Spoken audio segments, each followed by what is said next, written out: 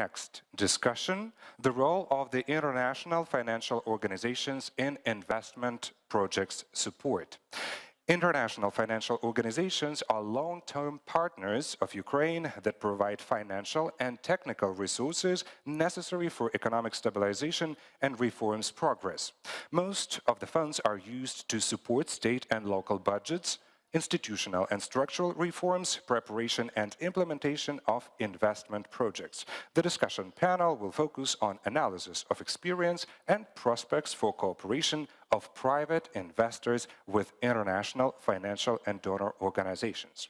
So please welcome our respected speakers. Jason Pelmar, Regional Manager in Ukraine, Belarus and Moldova at the International Finance Corporation, IFC. Jean-Eric Dezagon, Head of Representation in Ukraine at the European Investment Bank, who is joining us online, and Irina Kravchenko, Deputy Head of the European Bank for Reconstruction and Development in Ukraine. So this roundtable will be hosted by Daniel Bilak, Senior Counsel at Kinstellar. So please, Daniel, the floor is all yours. Thank you very much. It's an honor to be here, and thank you once again, Serhii, for inviting me. As you know, I'm a big fan of Ukraine Invest, and I think this is very useful. I feel like the UN here. I got Jason sitting across the table.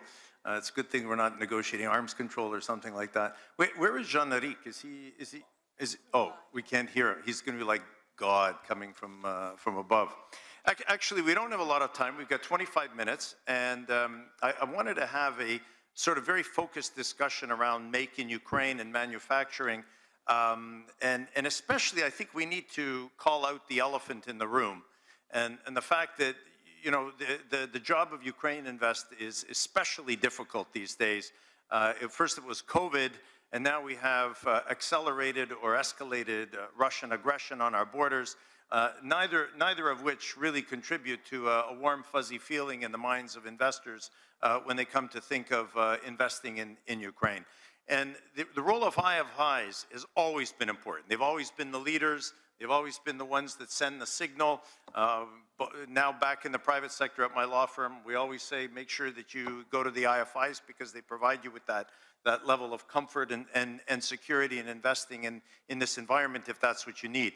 But now so more than ever. And so for today's discussion, I'd like our panelists to focus on what they see within the manufacturing sectors or the Make in Ukraine sector, if you like, that is the theme of today's discussion. But what is it that you see as not just the opportunity, but how are you dealing with the vulnerabilities and the turbulence of this market to reassure investors? And maybe, Irina, ladies first, we'll start with you. And EBRD has been probably in Ukraine the longest, if I'm not, well, if you count the IFC and World Bank, they're probably about the same time. And you've been focusing on many different areas. You've been most recently in the energy sector. You've been doing a lot. What do you see as the main Make in Ukraine opportunities, and how are you dealing with the sense of uncertainty among investors? How do you reassure them? Thank you very much. Thank you for giving me the floor, because actually, closer, is it okay? Okay, so thank you very much, and happy to contribute to this discussion, because discussions are important, not only speeches and statements about where we would like to be and where we are now. You kind of put us opposite each other, despite we're working quite closely, Jason, yeah, with IFC. And yeah, I prepared quite a lot of actually materials, but Daniel told me to be very short, so I will try to be short and specific. I'm very glad how you said that partners, indeed, international financial organizations, more than just investors, we are partners. And we've been partners with Ukraine for quite a long time.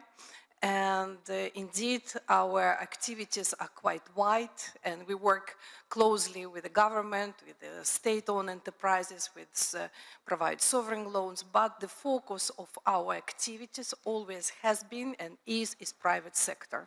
And obviously, sorry if I just move away. and services and manufacturing and all sectors actually which were introduced by Sergey as a focus, they're on our list of priorities.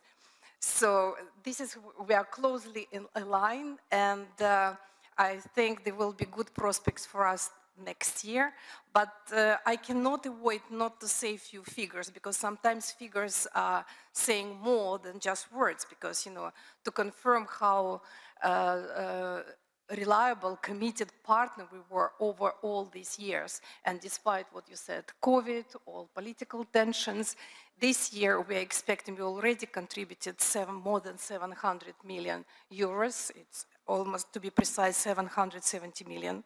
And one third of this investment went into manufacturing sectors. So as you can see there, despite all this turbulent time and all uncertainty, we still find good opportunities for investments. I can tell you that this year we're even targeting to achieve, if everything will go according to our plan, almost 1 billion euros. So I think this is a significant investment, and it will be already the third year in a row when we are contributing such substantial amounts to Ukraine development. What about if you come closer to our investments? We are not limited actually to any sectors in infrastructure, in industry, and all what mentioned, as I said, yes, it's on our roadmap for the next year, and this year we probably the biggest portion of investment went to agribusiness, which is one of the most advanced and fast-growing industries in Ukraine. In terms of risks and our approach, look, the first probably and the most important criteria is obviously integrity and transparency. We are happy to work with businesses who are open and can meet our criteria. You said we are a good partner. Yes, we are an encouraging partner, but we could be a difficult partner as well, because our request to the companies could be quite tough compared sometimes to local financial institutions and local banks. But we are here to help as well, because we help the companies to grow to a different level. And we are dealing not only with the large and having such landmark or projects like with Astarta, this Agrofusion, Nibolon, ArcelorMittal. We're also dealing and provide a lot of support, technical assistance, advice to small and medium-sized companies. And we have a quite wide range of instruments which we offer, and happy to work with different size of companies, sometimes directly, sometimes through the local banks, whatever we find a suitable instrument, depending on the financial viability of the company and the project. So if I read between the lines a bit there, you're putting, you sort of feel that your accent on the agri sector for 2022 in terms of manufacturing. Serhiy in his presentation, and then they talked about the added value economy and technology that is the industry 4.0, if you like, approach to manufacturing. Is your bet going to be largely on the agro sector next year? Not necessarily. So I didn't read the lines properly. Okay. No. It would happen. I'm just giving you the facts what happened for this year. But as I said, we consider we invest this year in property and tourism, in manufacturing, in IT business, in whatever you can name. So it's all on our map for this. It was for this year and going forward. Okay, that's great. We'll come back to this, and hopefully we'll have a chance to have a little bit of a conversation. Jean-Eric, are you there? Can you hear us? No, Jean-Eric. Okay, maybe we can, somebody can give me a signal that he's online, and we'll come back to him. But live, we have Jason Pelmar from IFC. And Jason and I have been in London last week, Kiev this week, and I wonder what it'll be next week. You've done a lot. You made a big splash last year with financing a big concession project, the concession project in Kherson, which was sort of a landmark deal in many respects. Where do you see the opportunities for IFC next year? Is it still going to be in the infrastructure space with the concession side, or do you see something else, given the complexities that we talked about, that David Arachamia mentioned earlier? And what is IFC's strategy for reassuring investors given the current uncertainties? So thanks very much for the question, Dan. Thanks to Sergei and the organizers of a good event. And maybe if we could start actually with London before we come back to Kiev, because I think the event in London was actually more reassuring than expected. The room was full.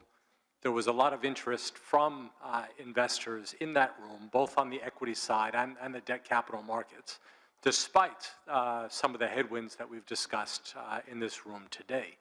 So I remain cautiously optimistic that if we structure projects correctly, and that is the role of Ukraine Invest, but it's also the role of IFC. As stated, we are partners, and EBRD and IFC are working actively to create projects. I think we can't afford to be in a passive role. I think we need to be more active. This is not unique to Ukraine, but in emerging markets, there's a lot of liquidity out there. We have a lot of liquidity, I'm sure, in this room that's looking for a home, that's looking for solid projects. And I think we've also acknowledged in this room today that there are investment climate challenges. And so by creating projects, by creating a regulatory framework, by creating an institutional framework, we can mobilize more private sector investment into making whatever in Ukraine, be it agri-production, be it manufacturing for industrial production, be it nearshoring.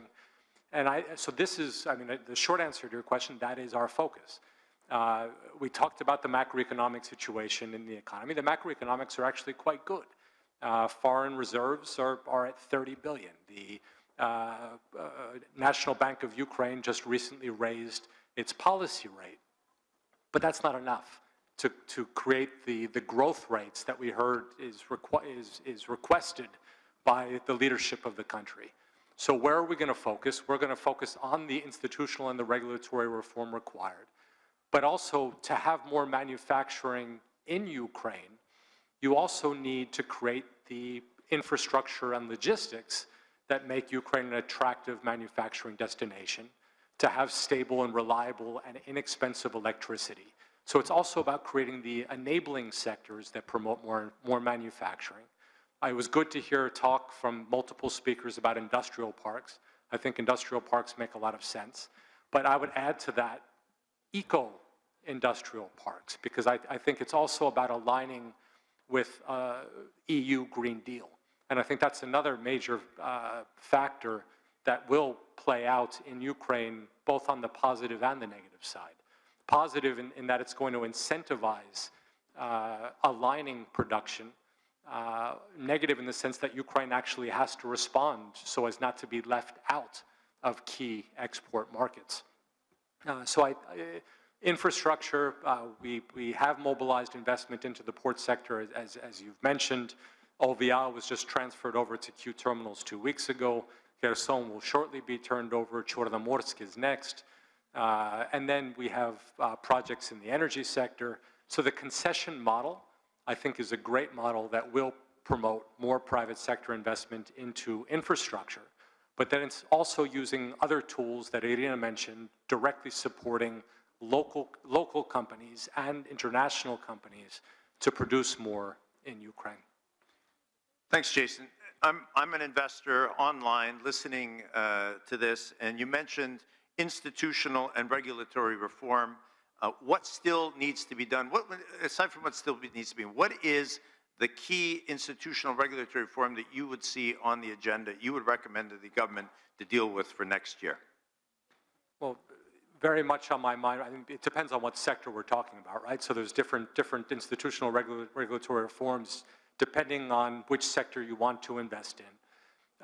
When I think of the infrastructure space, one key area, we've identified $2 billion worth of road projects that we will be working on together with EBRD. In order to attract the private sector to invest into road concessions, there needs to be long-term budgeting. So that's one.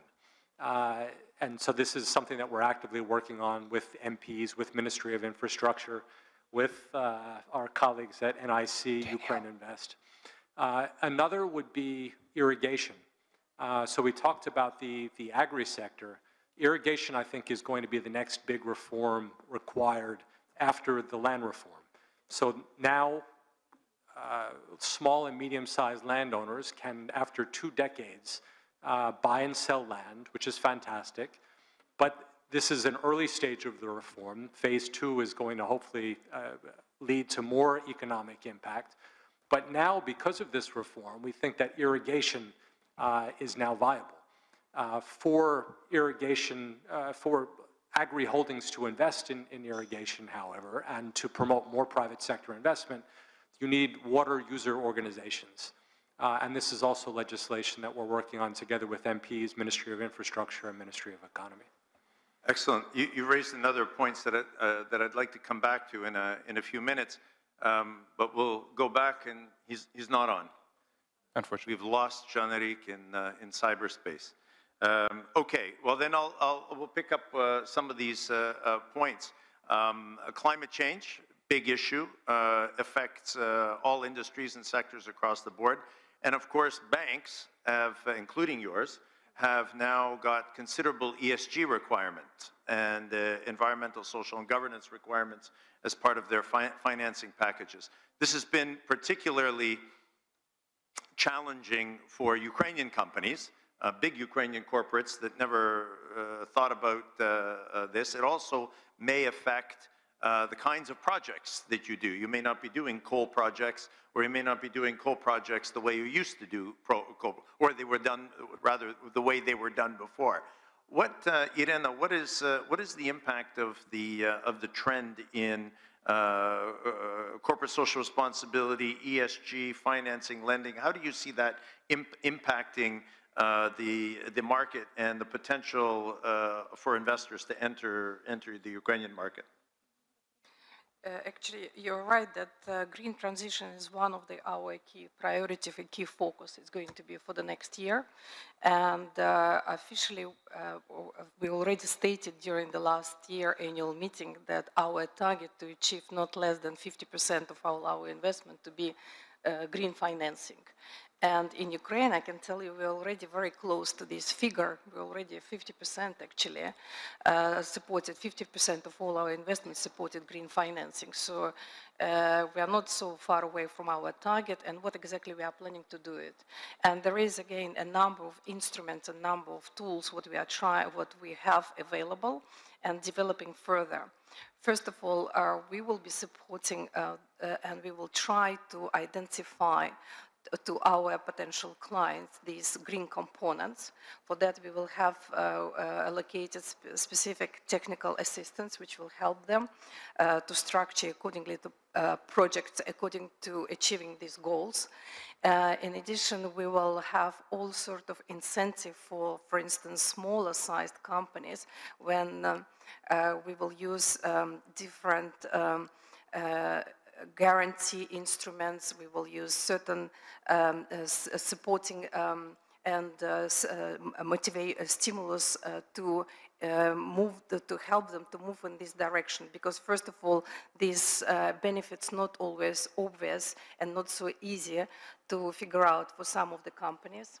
As you said, some of the industries will become untouchable for us. It's all related to coal. But there is a special program which will be also involved in just transition, helping closing of coal mines and to ensure that there is also connected social programs. And in addition, we have already under implementation now a number of programs which supporting innovations like FinTech. It's a big regional project supporting climate innovative project. We have high impact program, which just recently starting for a number of industries, which include construction, cement, fertilizer, chemicals, where we will be a combination of technical assistance and certain concessional financing. So definitely renewable energy, which is a big sector in which we're involved. We're one of the major investors, and we will continue supporting that. Decarbonization is a big program also on the map of Ukraine, and you know that the EBRD was actively involved in developing this NDC. And we will continue with this implementation and providing necessary assistance to incorporate or introduce regulation which will help to boost and to implement these measures. Did I answer your question, or is it the general? Brilliantly, brilliantly. except yeah. When I was in London and had meetings with the EBRD, I'm doing a potential major highway project in Ukraine, 262 kilometers of concession highway. And I was told by one of OGC, Office of General Counsel, that, well, we have to look at roads because they're dirty and we may not be able to finance them. And I said, well, how are you going to get your electric cars from one place to another if you don't have roads to do it? So there are going to have to be nuances, I think, in trade-offs in how you do these things. But I guess, Jason, it comes back to when you were talking about irrigation, really, we're talking about sustainability, I guess, at the end of the day, of which ESG and the greening of the economy is all part of. So if I'm an investor on stream listening to this conversation, and I'm building small mobile nuclear reactors. Is this something that I can come to the knowing that it's probably the only way Ukraine is going to meet its COP26 target promises? Is this something I come to the IFC with a proposal? So I'd be happy to discuss with said company. However, as a matter of policy, the World Bank Group does not finance nuclear energy. So, but that being said, stepping back, I think it's wrong to think of shifting to a green economy as a burden or as something negative, and because it is CapEx intensive. But to me, it actually prevents investment opportunity, and not only from the lending side but the equity side. And so this is where IFC is focusing its attention, and irrigation is just one example of climate-smart agriculture. And then again, bring back the theme of manufacturing. If we get irrigation right, then we want irrigation equipment to be produced in Ukraine once the market is created. And already we've seen the Minister of Agrarian Policy actively signing MOUs, drumming up interest in the manufacturing of irrigation equipment. So I see a lot of investment potential, not only in renewable energy in terms of generation, there's a need for battery storage. So all of this presents opportunities for more FDI into areas of the economy that otherwise haven't been exposed to foreign investment. Once again, some interesting issues raised. When I was deputy chairman of Ukrzaliznytsia, we used to have battles with GE and initial discussions with Alstom about localization, because obviously you need all sorts of new kit when you're restructuring your heavy industry, but you want it manufactured here. Does this mean that, based on your last comment, that you would be supporting the government in its push for greater localization when it comes to financing some of these major acquisitions, heavy industry acquisitions? So it depends on how you define localization. And you're a lawyer, so you're aware of how important it is to define your terms. The localization in the sense that we want production done domestically, but it should make commercial sense. We're not recommending trade barriers. We're recommending that we create a market such that foreign firms, domestic firms are incentivized to produce locally. Okay, we have about 4 minutes left. I promised Serhiy that we would be right on time. Both of you raised the issue a number of times of working together, and you also raised, I think we raised an issue of how you work with governments. What are each of your organizations doing in terms of your government cooperation here in Ukraine to further the objectives that we've talked about, both in terms of bringing in investors on the Make in Ukraine program, as well as the greening of the Ukrainian economy. Maybe Irina, you can start. I can start. What we don't do, what was mentioned before, that we do not provide, EBRD never provide budget support. But otherwise, yes, we do finance provide sovereign financing for a number of projects, especially in municipal infrastructure sectors.